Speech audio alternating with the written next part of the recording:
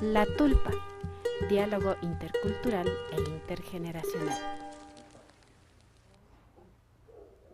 17 de mayo del 2021 iniciamos el programa de La Tulpa, un espacio de diálogo intergeneracional e intercultural donde tratamos temas con enfoque ambiental, con enfoque de género, con pertinencia cultural, con enfoque de derechos humanos.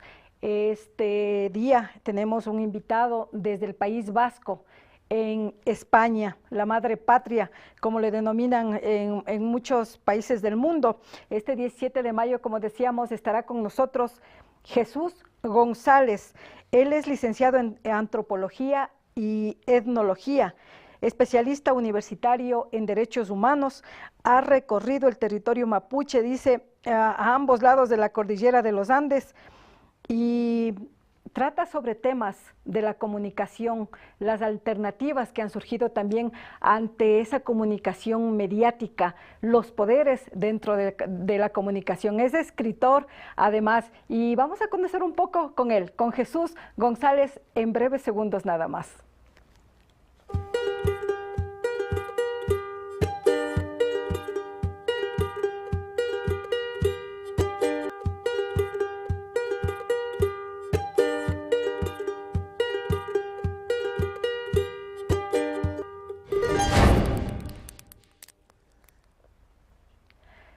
Jesús, buenas tardes, bienvenido a La Tulpa en este espacio acogedor, este espacio caluroso donde nos encontramos y conversamos sobre diversidad de temas porque vivimos en un país plurinacional y pluriétnico donde propendemos al diálogo intercultural.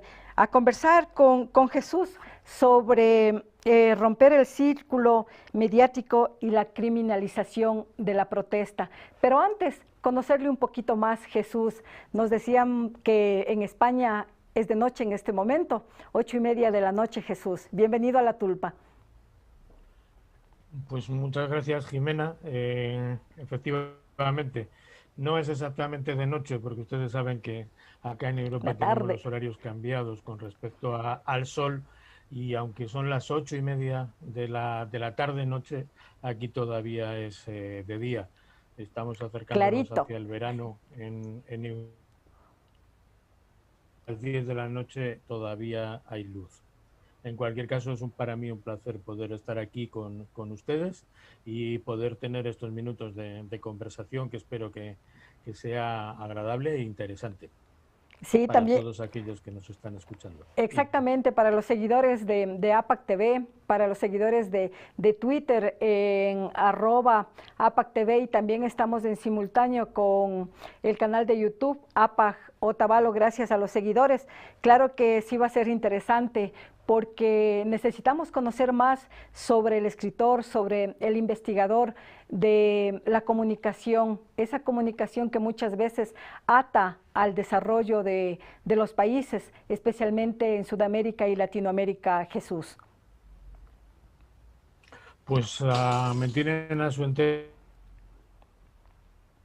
disposición en lo que yo pueda contar. Espero que, como decía antes, que resulte de interés para todas aquellas personas que nos están viendo, que nos están escuchando. A mí me parece que es un tema apasionante.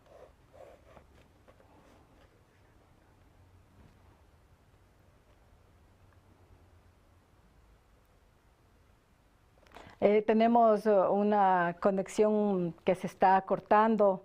Esas son las dificultades de la conectividad. Esperamos que se restablezca esta conversación con Jesús González aquí en La Tulpa, con quien vamos a tratar el tema de romper el círculo mediático y la criminalización de la protesta. ¿Sí me escuchas, Jesús? Sí, te escucho perfectamente. Listo. Ahora sí, como escritor, escribiste dentro de muchos libros, hay el libro Medios de Comunicación al servicio de quién. Y hay muchas preguntas, cuando revisábamos un poco de la trayectoria de Jesús, muchas preguntas que contesta, y esperamos que nos conteste aquí en APAC TV. ¿Cuál es el papel de los medios de comunicación? Bueno, primero habría que distinguir de qué medios de comunicación estamos hablando. El libro, el pequeño ensayo al que te estás refiriendo, los medios de comunicación al servicio de quién, se centra en los medios de comunicación masiva, en los medios de comunicación que entendemos como tradicionales, no tanto radio, prensa como televisión, en cierta medida también las actuales redes sociales, ¿no? Esos medios de comunicación, por decirlo de una forma breve y rápida, hoy en día están al servicio de las élites dominantes. Ya hablemos sobre todo de las élites económicas, pero también de las políticas. Los grandes medios de comunicación hoy en día están constituidos, están controlados, están dominados sus líneas informativas por esas élites económicas. Y es exactamente igual que estemos hablando del Estado español, de Estados Unidos, de Ecuador, de Argentina o de Brasil. Es la tónica dominante. Ya los medios de comunicación no están constituidos por aquellos viejos familias periodísticas de hace 50 o de hace un siglo, sino que hoy los medios de comunicación están infiltrados totalmente y están al servicio de las élites económicas dominantes. Ese quizás sería el preámbulo inicial a modo de rápida respuesta a tu pregunta. ¿Y cómo romper ese círculo, Jesús? Ha habido desde el 2019 un tiempo más cercano a estas circunstancias que vivimos actualmente, muchas protestas. Ahora Colombia está viviendo una protesta, una movilización de varias organizaciones indígenas sociales en la ciudad. Pero se acusa también al gobierno de Duque, se acusa también a los medios de comunicación que están a favor, se parcializan ante un gobierno opresor. Aquí en Ecuador en el 2019 se dieron movilizaciones, en Chile se dieron movilizaciones, en España se dieron movilizaciones, pero ¿cómo romper ese círculo mediático? Bueno, yo diría que la ruptura del círculo mediático controlado por los medios masivos de comunicación, tiene que ver con la construcción de otra comunicación, una comunicación alternativa, una comunicación que surge de los movimientos sociales. Hablemos de movimientos indígenas, campesinos, de mujeres, barriales. Desde ahí es desde donde se tiene que construir una comunicación diferente, una comunicación alternativa que esté precisamente al servicio de estos procesos. Yo no hablaría tanto de competir con los medios de comunicación masiva. Me parece sinceramente que en estos momentos es imposible poder competir con los grandes medios. Estamos hablando de grandes oligopolios de la comunicación. Pensemos por un momento en Estados Unidos, ese gigante a nivel mundial. En estos momentos son 4 grandes oligopolios comunicacionales los que controlan el 70% del negocio comunicacional a nivel mundial. Hablamos de Walt Disney, hablamos de Time Warner, donde está la famosa CNN, hablamos de Fox News Corporation y hablamos de Viacom y CBS. Esos 4 grandes medios de comunicación, esos 4 holdings que a su vez controlan cientos de pequeñas radios, de periódicos, de revistas, de canales de televisión, de estudios cinematográficos. Esos 4 holdings en Estados Unidos controlan, repito, el 70% del negocio comunicacional en el mundo. En el Estado español hay 4 grandes grupos comunicacionales que también monopolizan la comunicación del Estado español. Fijémonos, por ejemplo, hay un medio de comunicación, uno de estos grandes grupos comunicacionales en el Estado español que controla desde el periódico más derechista al canal televisivo que está considerado más progresista. Ambos son parte del mismo grupo comunicacional, ¿no? Y en estos grupos comunicacionales, Jesús, ¿hay carga ideológica? ¿Hay diversidad ideológica? Por supuesto. Los primeros datos que yo aporto tienen que ver con la inexistencia de la diversidad de medios de comunicación. Siempre pensamos en medios de comunicación y se nos ocurren varios títulos de revistas, de periódicos, de canales de televisión, de radios. Podemos hacer un listado muy amplio, ¿no? Eso nos da una imagen distorsionada. Pensamos que hay una gran cantidad de medios de comunicación. Sin embargo, la inmensa mayoría de esos medios de comunicación están concentrados en pocas manos. Nacen de unos. Nacen de grandes... Yo antes citaba, por ejemplo, a Time Warner en los Estados Unidos. Time Warner controla decenas de emisoras de radio, controla los principales periódicos, controla incluso estudios cinematográficos. Esto ocurre en todos los países, es decir, no hay tal diversidad de medios de comunicación, ya que los medios de comunicación cada día están más concentrados en menos manos. Ocurre exactamente lo mismo que con la riqueza, ¿no? Cada vez hay aparentemente más riqueza, pero esa riqueza está cada día más concentrada en unas poquitas manos. Con los medios de comunicación ocurre exactamente lo mismo. Y esto nos explica ese siguiente punto que tiene que ver con la pregunta que tú me hacías, Jimena. No hay la pluralidad ideológica en los medios de comunicación que estos tratan de transmitirnos permanentemente. Dado que la inmensa mayoría de los medios de comunicación se concentran en muy pocas manos, tenemos que suponer que esas manos son las que definen las líneas informativas, las líneas editoriales. Y siempre están respondiendo a los intereses económicos de esas élites, con lo cual la pluralidad ideológica es muy escasa. Y Jesús, al no haber esta pluralidad ideológica, ¿qué peligro tiene el ser humano al transmitir un solo pensamiento, al ver todo normal, como que todo el mundo tiene el mismo tipo de vida, las mismas creencias, las mismas conductas? Evidentemente se va dando una homogeneización cultural, política y social. Vemos los mismos programas de televisión en Ecuador o en el País Vasco, donde yo me encuentro. Son los mismos programas que salen de los Estados Unidos o que salen de Brasil. Lo que eso va suponiendo es una desideologización de la población. Vemos los mismos programas, pensamos de la misma forma, nos entretenemos de la misma forma, casi terminamos votando el mismo abanico electoral, ¿no? Los grandes medios de comunicación hoy son los pilares del sistema dominante.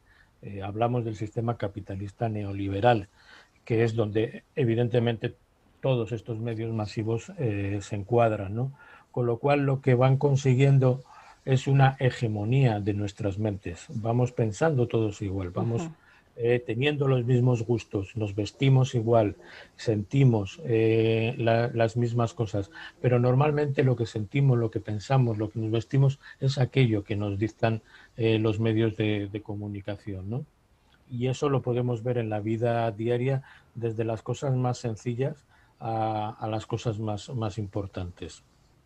¿Y qué relación con estos oligopolios, con estos monopolios que nacen de una sola estructura ideológica, de dominación mental, de dominación física inclusive, porque nos quieren hacer ver con otra imagen, otra textura, otro color de piel? ¿Qué relación existe entre los medios de comunicación y las élites? Ahora que está en Colombia este estallido social, se habla sobre la parcialización de los medios de comunicación tradicionales que mencionabas para tachar de vándalos, de terroristas, criminales, criminalizando la protesta, un derecho que tenemos los seres humanos. Ese es el papel principal que cumplen los medios de comunicación en estos momentos, extender y afianzar la hegemonía del sistema neoliberal dominante. Pensemos que los medios de comunicación, sus dueños o quienes dirigen estos medios de comunicación son los famosos consejos administrativos, donde se ubican 15 o 20 personas, generalmente siempre hombres, que son los que definen la línea editorial de un periódico, por ejemplo, o de una televisión. Esos consejos de administración hoy están conformados por las élites económicas. están conformados por los bancos. Hay muchos bancos que se sientan en los consejos de administración. Hay fondos de inversión que se sientan en los consejos de administración. Es decir, las líneas editoriales ya no vienen definidas por el interés informativo, ya no vienen definidas por la necesidad de una revisión crítica de la realidad. Las líneas editoriales de los grandes medios de comunicación las definen estos consejos de administración donde se sientan las oligarquías de cada uno de nuestros países. Con lo cual ellas van a decir lo que está bien y lo que está mal. Un ejemplo, les pongo, ahora que tú, Jimena, aludías al caso de Colombia. La dura realidad que se está viviendo en Colombia durante los últimos 20 días, acá en Europa, al otro lado del mar, está ocupando muy poquito espacio en la prensa. Apenas hay información real de lo que está ocurriendo en Colombia. ¿Por qué? Pues evidentemente porque no interesa, porque se está dando un cuestionamiento social del sistema, del gobierno colombiano que mantiene el sistema neoliberal. Eso no le interesa a los medios de comunicación tradicionales, no les interesa a las élites económicas. Con lo cual, lo que hoy ocurre en Colombia, en el resto del mundo, digamos que se cuenta muy poco sobre lo que está ocurriendo en ese país. Y al interior de la propia Colombia, los principales medios de comunicación están definiendo también qué información da. De ahí cuestiones continuamente que hablan de la protesta social como conformada por actos vandálicos, por terrorismo, por disidencias guerrilleras, etcétera, etcétera, en un intento de desgastar, de desprestigiar la que yo diría la justa protesta social que el pueblo colombiano está desarrollando desde hace 20 días. Pero los medios de comunicación masiva, recordemos, no están al servicio del pueblo colombiano. Están al servicio de las élites económicas colombianas. Están controladas por esas élites. Élites que a su vez, evidentemente, controlan a las élites políticas de Colombia, ¿no? Si nos paramos a pensar un poquito en esto, entenderemos precisamente las editoriales o las noticias que en Colombia están dando los diferentes medios de comunicación, y muy pocos medios de comunicación se salen de este círculo.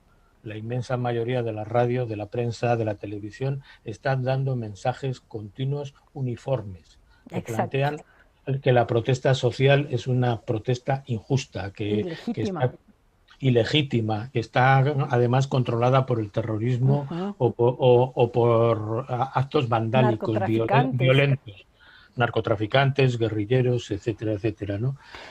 Pensemos cómo los mensajes se van repitiendo continuamente. Aunque cambiemos de emisora, el mensaje es el mismo. Aunque cambiemos el periódico, el mensaje es el mismo con sus matices, con algunos matices, pero siempre es el mismo, de tal forma que son los mensajes que vamos interiorizando. Jesús, no solamente en el exterior, como está ahora en el País Vasco, en España, se percibe o se analiza o se opina sobre esta cuestión de que los grandes medios tradicionales no exponen la realidad en que se están viviendo, en este caso en Colombia, en Ecuador, hablando de la protesta, y criminalizan ese derecho. También aquí en el Ecuador, internamente en los países se mira eso. Recuerdo en octubre del 2019 cuando se dio aquí las movilizaciones de las organizaciones sociales, de movimientos indígenas, rumbo a Quito, se movilizaban como la capital de los ecuatorianos, y al terminar esta protesta, 11 muertos, más de 1000 heridos, 300 personas con su vista opacada, perdieron los ojos, incluso quedaron heridas mentales, heridas espirituales, heridas psicológicas que no se sellan por nada del mundo. Y recuerdo que los periodistas en los medios grandes, tradicionales de esas grandes corporaciones de aquí, a voces así sonoras y todos decían que los adoquines de la capital de la República se sacaron para lanzar, para protestar, se dañaron las calles, se dañaron las casas, pero minimizando lo que es la vida, Jesús. Ujú. Sí, efectivamente. Los medios de comunicación no hacen hoy análisis sobre la realidad social que está en la base de muchas de las protestas que se están dando sistemáticamente en los últimos años en diferentes países de América Latina.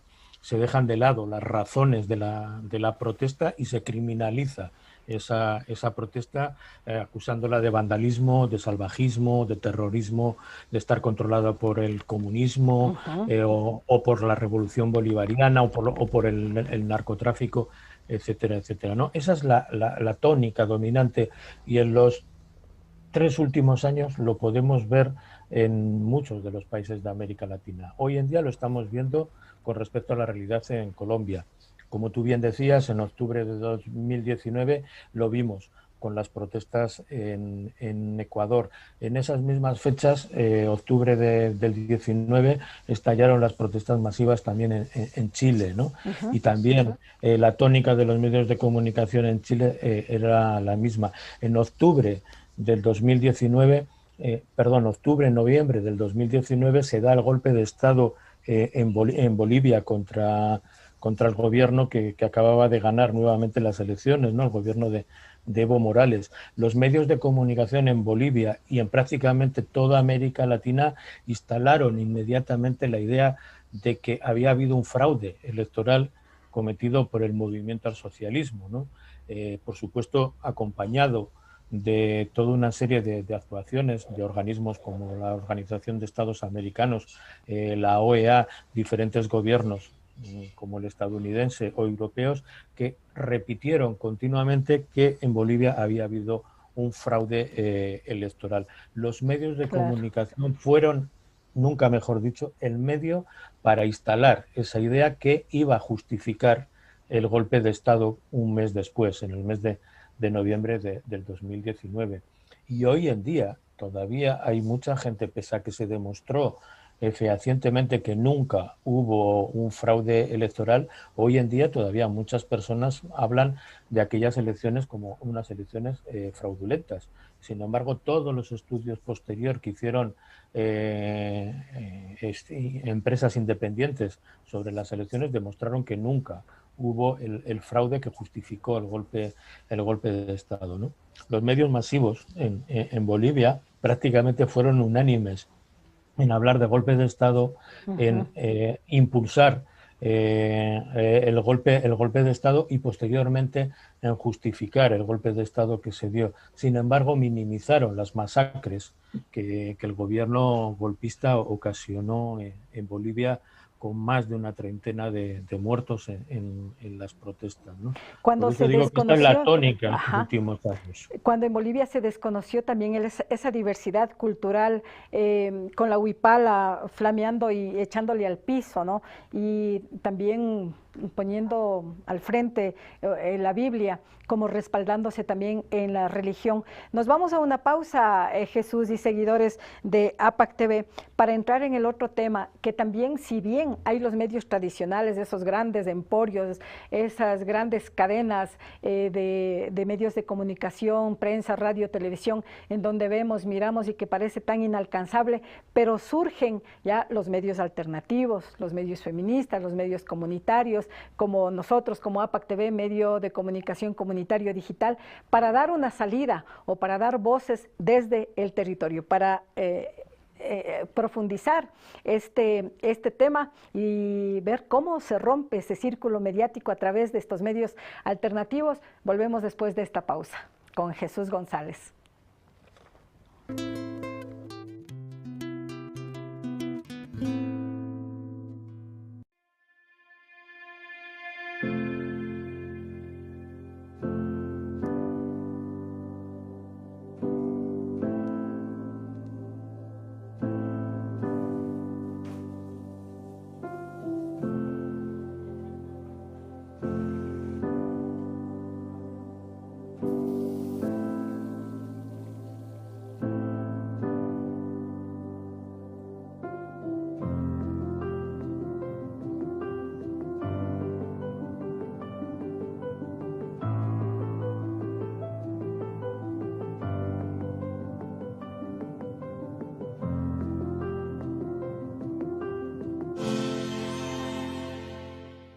La salud de mi familia es lo más importante. Necesito consejos sobre el cuidado y crecimiento de mi bebé. Un buen profesional en quien confiar.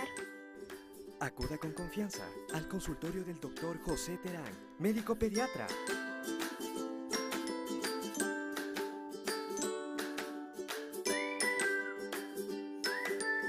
Siéntanse en familia. Reciba una atención cálida y profesional, como su hijo merece.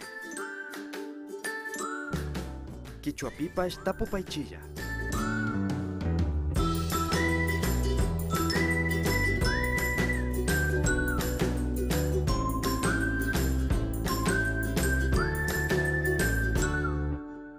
¿Cómo mamá logra hacerlo todo? Es chef, trabaja, nos ayuda con las tareas y es consejera de papá. Debe haber una explicación, hay que averiguarlo. Se acabaron las compras y ya es hora del almuerzo. Este es un trabajo para Super María. ¡A luchar por el ahorro! En Santa María celebramos a las Supermamás. Participa automáticamente por compras superiores a $10 en productos seleccionados. Serán 100 ganadoras de $300 en órdenes de compras. Santa María. ¡A comer!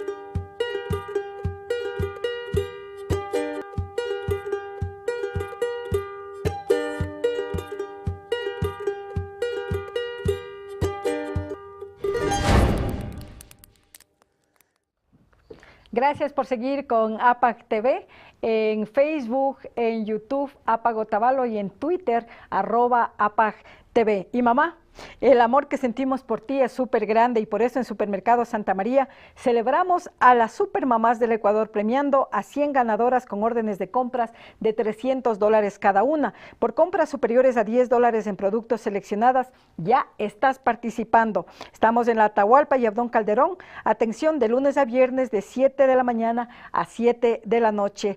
Y los sábados y domingos desde esta semana, sí, estarán abriendo. Ya les daremos los nuevos horarios. En Supermercado Santa María celebramos a las supermamás. Y el doctor José Terán, médico pediatra, le atiende en la calle Cristóbal Colón y Guayaquil. Previa cita al 099-652-2419. Le atiende de 17:30 en adelante, previa cita. Y los sábados desde las 8:30 de la mañana. Seguimos conversando con Jesús González desde el País Vasco y acá desde el Ecuador en La Tulpa, conectándonos a través de estas plataformas tecnológicas. Jesús, dejábamos planteado el tema de que se ha encontrado una salida para de pronto romper este cerco mediático de los medios tradicionales. Los grandes emporios que decíamos, prensa, radio, televisión, los medios alternativos, los medios comunitarios que muchas veces no nos entienden los enfoques que tenemos. ¿Qué rol tienen estos medios? Bueno, yo creo que los medios comunitarios en estos momentos tienen un rol que empieza a ser determinante en el proceso de construcción de una comunicación alternativa. Precisamente una comunicación que se aparta de esos lineamientos de los que hablábamos antes, ¿no? de sostenimiento del sistema dominante neoliberal, ¿no? Les doy 3 datitos.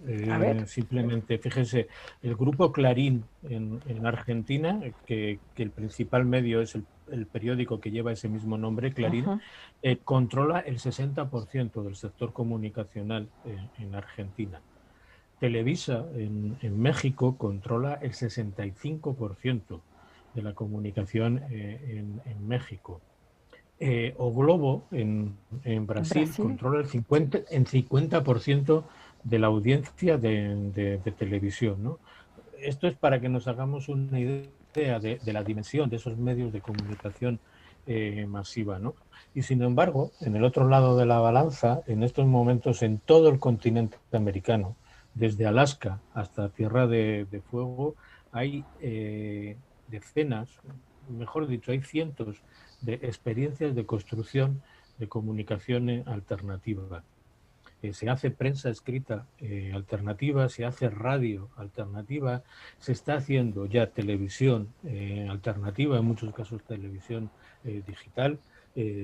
Estamos hablando desde APAC TV, que es un ejemplo evidente. Se está haciendo comunicación desde las grandes redes sociales, desde el Facebook, desde el Twitter, etcétera, etcétera, ¿no? Y eso los están haciendo organizaciones sociales de todo tipo. Yo antes citaba, ¿no? Barriales, indígenas, campesinas, de mujeres, sindicales, de estudiantes, etcétera, etcétera, ¿no? Son cientos de experiencias que a lo largo de todo el continente latinoamericano desarrollando este proceso. América Latina en estos momentos es el continente con una mayor riqueza en la construcción de una comunicación diferente, una comunicación alternativa a la dominante. Y como que las protestas sociales, las movilizaciones dan pie a que surjan estos medios de comunicación. Nuevamente a la mente lo que sucedió aquí en octubre del 2019 en estas movilizaciones, los medios comunitarios, los medios alternativos, fuimos los que prácticamente se sostuvo esa información desde territorio, con las mismas voces de los líderes comunitarios, de las personas que estaban en la movilización, y los comunicadores comunitarios fueron la base fundamental. Y no es una competencia, como decías Jesús al inicio, no es para competir entre los tradicionales y los comunitarios o alternativos, sino que es el trabajo para construir, para transformar una sociedad con equidad, con igualdad, una sociedad donde los derechos sean respetados. Tenemos que entender, eso es importante, Jimena, eso que apuntas. La comunicación que estamos construyendo desde las experiencias sociales es una comunicación diferente, es una comunicación que no pretende competir con la comunicación de los medios masivos. Es una comunicación que tiene que ser nuestra y que tiene que estar al servicio de nosotros. La comunicación hay que entenderla como una herramienta estratégica al servicio de nuestros procesos políticos, sociales, económicos y culturales. Es una herramienta que construye o que ayuda, mejor dicho, a construir procesos. Una herramienta que nos forma, que nos permite tener un análisis y una reflexión crítica de la realidad que nos rodea, desde la inmediata local hasta la nacional o la internacional, ¿no? Esa es la comunicación que estamos construyendo. Por eso ese sentido de herramienta estratégica al servicio de nuestros procesos se convierte automáticamente en un riesgo para el sistema dominante. En los últimos años asistimos cada vez más a un proceso de criminalización de la comunicación alternativa. En casi todos los países de América Latina encontramos hoy en día comunicadores y comunicadoras populares que están siendo perseguidos, que están siendo criminalizados. Ya hablemos de México o hablemos de Guatemala, de Honduras, de Ecuador, de Colombia. Están siendo criminalizados porque el sistema está entendiendo que es una comunicación que el propio sistema no puede controlar. Exacto. Es una comunicación que está al servicio de los procesos. Ese es el riesgo grande y es para el sistema y es el gran valor para los procesos en marcha. Es un riesgo para el sistema y también corremos el riesgo nosotros también como medios de comunicación comunitarios como APAC TV, la censura en estos medios digitales. Nosotros particularmente hemos sufrido mucha censura de Facebook al anunciar, al publicar, al informar, al comunicar desde las comunidades, en este caso desde las parteras, en esta pandemia, los contenidos que tiene esa sabiduría ancestral, al enunciar de que el COVID o esta pandemia la están controlando en las comunidades con la medicina ancestral y nos han bloqueado, nos han censurado, y también cuando emitíamos una información con colegas periodistas de Colombia, colegas de comunicación comunitaria, también nos censuraron. Cuando emitimos información también en el paro de octubre, nos censuraron, nos hackearon nuestras cuentas y teníamos que estar trabajando hasta cierta forma con temor. Eso sí, nunca el miedo se nos va, ¿no? Pero aquí estamos en esa revalorización, en esa resistencia también de la comunicación. ¿Cómo ves? De pronto sea ese también el control que quieren ejercer contra los medios digitales que están en auge, comunitarios, alternativos, feministas, culturales, indígenas. Claro, es que hablábamos antes de la homogenización que pretenden los medios de comunicación masivos, ¿no? Que todos pensemos igual, que todos sintamos igual, que todos nos vistamos igual, que todos votemos lo mismo. Esa homogenización que se pretende hasta hace aproximadamente 10, 15 años estaba en gran medida garantizada. Sin embargo, la construcción de una comunicación alternativa desde las organizaciones sociales está rompiendo ese monopolio del control de la comunicación. Por eso la persecución a comunicadores y comunicadoras populares, por eso la censura de la que tú hablas, especialmente cuando se dan momentos álgidos en cuanto a la protesta social. En estas semanas estamos viendo cómo en Colombia las redes sociales se caen de repente, ¿no? Lo que se está tratando es de cerrar el paso a aquella comunicación que el sistema no puede controlar, porque el gobierno colombiano, las élites colombianas tienen controlados los grandes medios en Colombia, pero hay un resquicio que es incontrolable para ellos, la comunicación que se hace desde la calle, que se hacen desde cientos de emisoras que transmiten las organizaciones a través de las redes sociales. Esa comunicación no la pueden controlar y esa comunicación está dando la otra información sobre lo que realmente ocurre. Está hablando de cómo la policía colombiana, la SMAT, es la que está matando, desapareciendo o violando a mujeres en las protestas en Colombia, ¿no? Y eso es lo que pretenden anular, ¿no? Eso ocurrió en Ecuador en octubre del 19, ocurrió en Chile y está ocurriendo en Guatemala también y en Honduras diariamente, ¿no? El sistema tiene que, si no puede controlar la comunicación alternativa, trata de anularla, trata de eliminarla, trata de desgastarla, trata de atemorizarla, ¿no? Incluso en estos momentos por la amenaza que supone. Claro, y esa amenaza que supone incluso la quieren normar. Aquí en el Ecuador, días pasados nada más, se aprobó la ley de la violencia digital. ¿Crees? No sé si conoces esta ley donde ya hay normativas como para subir contenidos y se está vulnerando el derecho a la libertad de expresión. ¿Crees? Sí, el sistema tiene definido claramente que va a utilizar todas las herramientas que estén a su alcance para tratar de controlar la comunicación que se transmite a los pueblos, ¿no?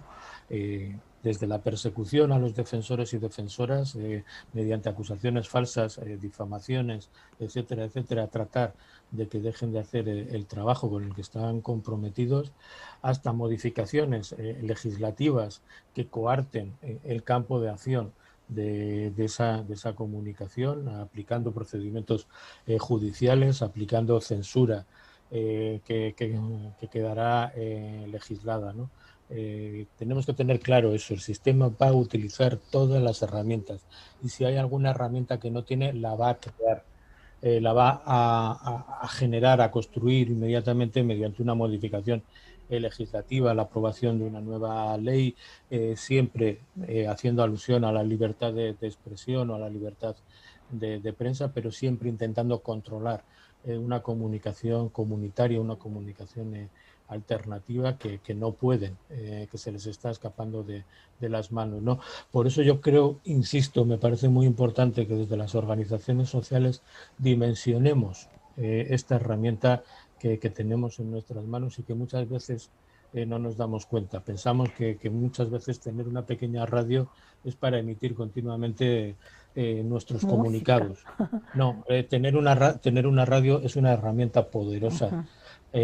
Para entretener también a nuestra gente hay que entretenerse también, hay que reírse, pero no todo el tiempo, hay que sonreír, pero no todo el tiempo. Pero esa es la comunicación que nosotros vamos a construir, cómo nos queremos reír y cuándo nos queremos reír. Pero que nazca de nosotros, ¿no? Que nosotros decidamos. Que nosotros decidamos, que responda a nuestras identidades, que responda a nuestros procesos políticos, que responda a procesos de descolonización, de despatriarcalización, que responda a los procesos de los propios pueblos, ¿no? Por eso, insisto, tiene que ser una herramienta al servicio de nuestros procesos y lo está siendo ya. APAC-TV es un ejemplo. Jesús, hablabas de organizaciones, de instituciones que en cierta medida pueden apoyar también a los medios de comunicación comunitarios, alternativos, pero no se ve ese apoyo. Hay ejemplos aquí, pero así, ejemplos reales, que cuando pides un respaldo, porque también necesitamos vivir, ¿no? Necesitamos comer, necesitamos recursos económicos, pides esos respaldos para emitir la publicidad en los medios comunitarios como en APAC-TV, y creemos que como organizaciones financieras que nacen de la organización política comunitaria indígena van a aportar a este modelo, si cabe el término, de comunicación. No lo hacen. O sea, no lo hacen. ¿Qué se puede hacer? ¿Qué podemos hacer? Y también la audiencia, ¿no? ¿Qué podemos hacer los medios comunitarios? Yo creo que seguir trabajando, hay que seguir machacando. Bueno, en eso sí seguimos. Hay que insistir, ¿no? Yo creo que hay que establecer un diálogo franco, sincero, con nuestras propias organizaciones políticas, sindicales, sociales y económicas, ¿no? Yo por eso en mi anterior intervención insistía en que debemos entender que la comunicación es una herramienta nuestra y que puede estar a nuestro servicio o que la podemos dejar de lado. Si la dejamos de lado no nos sirve. Eso lo tienen que entender no solamente quienes estáis haciendo comunicación desde los diferentes medios, ¿no? Sino también las organizaciones. Claro. Por eso es importante establecer un diálogo al interior de las organizaciones para que nuestros dirigentes, nuestros liderazgos entiendan que la comunicación alternativa no es simplemente para repetir como loros lo que ha dicho el líder o para leer el comunicado que ha aprobado el sindicato o la organización comunitaria. Para eso también es, pero además de para eso hay que darle a la comunicación esa dimensión de herramienta. Pensemos cómo la está utilizando el poder. El poder controla, tiene claridad absoluta en que la comunicación es una herramienta en estos momentos importantísima para sostenerse como poder. Nosotros debemos entender lo mismo, pero no para hacer la misma comunicación que el poder, sino para construir una comunicación transformadora, reflexiva, crítica, política. También tiene que ser nuestra comunicación identitaria, tiene que responder a nuestras necesidades y a quiénes somos, porque la tenemos que hacer nosotros. Y no podemos dejar esta comunicación en manos de otros. Es tan importante mantener una radio como mantener el espacio organizativo. Es tan importante mantener un canal de televisión como APAC TV que nos está trayendo informaciones que no vemos con los medios de comunicación masiva, ¿no? Yo creo que este es un trabajo que es lento, es difícil porque hay dinámicas instaladas en nuestras organizaciones de muchos años que no es fácil romper, ¿no? Pero también creo que se está avanzando muchísimo. Hay ejemplos, yo decía antes, en todo el continente americano, ¿no? Está CLACPI, la Coordinadora Latinoamericana de Cine y Comunicación de los Pueblos Indígenas, ¿no? Que agrupa a organizaciones comunicacionales de todo el continente, ¿no? Cada vez hay más festivales de cine indígena, ¿no? Se hacen muestras y muchos medios de comunicación hoy en día siguen naciendo como medios nuevos, ¿no? Eso quiere decir que la inquietud y la conciencia del valor de construir nosotros y nosotras nuestra propia comunicación se está entendiendo, ¿no? Pero también creo que hace falta todavía seguir insistiendo en este camino. Es un proceso largo y un proceso fuerte que requiere trabajo incansable. Jesús, ¿crees que este proceso llegará en poco tiempo o requerirá muchos años? Porque parece que hay también ciertos seguidores, o muchos, miles de seguidores, que les gusta eso de el confort, de lo que me dicen que hago, que no piense diferente. ¿Qué debemos hacer ante esas limitaciones? Hombre, tenemos que ser conscientes, yo por eso decía al principio de mi intervención que yo creo que no se trata desde la comunicación comunitaria, desde la comunicación alternativa, de competir con la comunicación masiva o tradicional. Creo que ahí tenemos la batalla perdida, ¿no?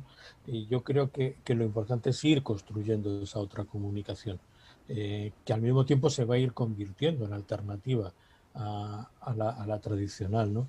Pero hay que ser conscientes del poder de la comunicación, ¿no? O sea, nos sentamos delante del televisor a ver series que nos están transmitiendo toda una serie de valores que nos homogeniza, ¿no?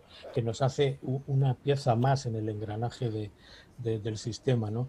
Pero ahí tenemos inercias instaladas de muchos años. Esto no nació ayer, ni hace 4 o 5 años, ¿no? Son inercias de décadas que hay que ir cambiándolas, ¿no? En el lado positivo, yo creo que cualquier revisión que hagamos en cualquiera de los países de América Latina, y empiecen ustedes por Ecuador, yo creo que ha habido grandes avances en estos últimos años, ¿no? Jesús, una última pregunta para concluir con esta conversación. Había una esperanza, ¿no?, en los medios públicos, también en España hay los medios públicos, los que crean, por ejemplo, aquí en la Asamblea Nacional, la radio de la Asamblea Nacional, hay los medios de comunicación, radios, televisión de las universidades, hay los medios de comunicación de los GADs municipales, los medios públicos, pero también se han convertido en medios para salvar la imagen de las autoridades, de alcaldes, presidentes de asamblea, presidentes de la República. ¿Cómo entender también ese proceso de los medios públicos? Bueno, en América Latina es un proceso muy difícil, porque en América Latina apenas existen medios públicos, ¿no? Hay que entender que el proceso comunicacional del último siglo en América Latina responde mucho más al modelo estadounidense que al europeo. En Estados Unidos no hay medios públicos, nunca los ha habido, medios de comunicación públicos, ¿no? Y cuando los distintos países en América Latina van impulsando los procesos comunicacionales, copian exactamente lo que hace Estados Unidos, ¿no? Por eso los medios de comunicación públicos en América Latina hoy son muy débiles.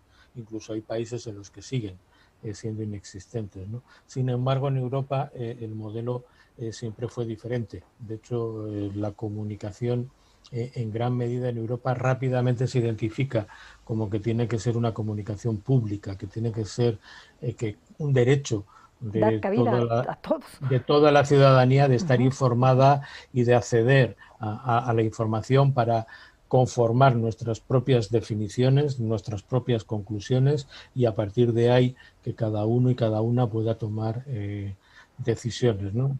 Estemos hablando del ámbito político, pero también del social o del cultural y económico, ¿no? De ahí la cierta fortaleza en las últimas décadas de los servicios públicos en Europa, ¿no?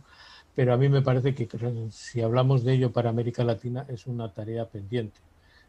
Yo, por supuesto, defiendo que debe haber medios públicos que no tienen que ser correas de transmisión de los distintos gobiernos, porque a veces se confunde. Parece que el medio público tiene que estar al servicio del gobierno de turno. O del rector de tal universidad. O del rector de la universidad. Los medios públicos tienen que estar al servicio de la sociedad. Tienen que ser críticos, tienen que ser reflexivos, tienen que incentivar la reflexión y la crítica. Y si hay que criticar al gobierno o al rector, se le critica. Tienen que encajar también ese papel que corresponde a los medios de comunicación, tanto a los privados como a los públicos. Y construir medios públicos me parece que es una garantía para el sistema democrático en cualquier país. Muchas gracias. Si no hay medios públicos, el sistema democrático se debilita y caminamos hacia el autoritarismo. Muchas gracias a Jesús González, ha estado en La Tulpa este 17 de mayo del 2021, transmitiendo los conocimientos, investigador, comunicador comunitario también. Jesús, muchas gracias por haber aceptado esta invitación y no será la primera ni la última vez. Estaremos comunicándonos más a menudo para conocer cómo va avanzando estos procesos de los medios de comunicación alternativos, comunitarios, lo que nos interesa a nosotros y lo que a usted le interesa. Gracias, seguidores de APAC TV, en Twitter, @APAC TV, y en YouTube, APAC Otavalo. Nos vemos el día miércoles. El día miércoles estaremos a la 1:30 de la tarde con la partera Marta Arotingo. Estaremos tratando sobre el tema de salud de las mujeres embarazadas y cómo están viviendo y cómo están realizando el trabajo en esta época de pandemia. Hasta entonces, nos vemos. La Tulpa, diálogo intercultural e intergeneracional.